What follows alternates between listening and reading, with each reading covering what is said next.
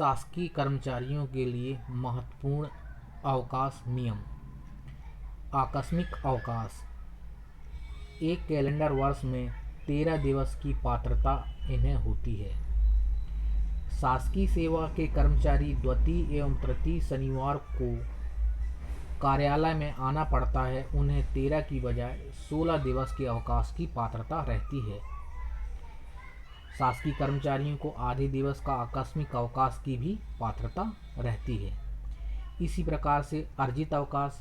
प्रत्येक वर्ष की 1 जनवरी तथा 1 जुलाई को 15-15 दिन का अवकाश अर्थात वर्ष में अधिकतम 30 दिवस का अवकाश इन्हें प्राप्त होता है।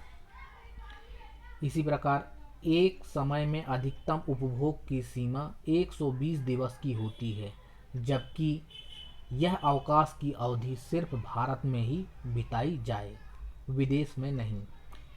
इसी प्रकार अवकाश में जाने के पूर्व प्राप्त हो रहा वेतन अवकाश वेतन के रूप में इन्हें प्राप्त होगा, अर्थात अवकाश वेतन के रूप में ही इन्हें प्राप्त होगा।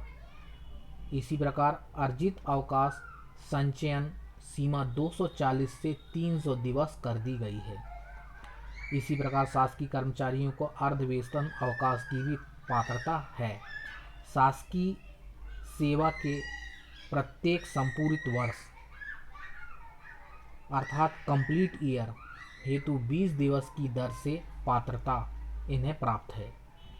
इसी प्रकार एक समय में अधिकतम इसकी कोई सीमा नहीं है। अवकाश की अवधि में पूर्ण वेतन का आधार तथा इस पर देय महंगाई भत्ता इन्हें प्राप्त होगा। इसी प्रकार लघुकृत अवकाश पृथक से अर्जन नहीं किया जाता, अपितु जितने दिवस का लघुकृत अवकाश उपभोग किया जाता है उसका दुगना अर्धवेतन अवकाश के शेष में से कम कर दिया जाता है। यह अवकाश अधिकतम उपभोग की सीमा नहीं है, परंतु सामान्यतः केवल चिकित्सा प्रमाण पत्र के आधार पर यह लघुकृत अवकाश दिया जाता है।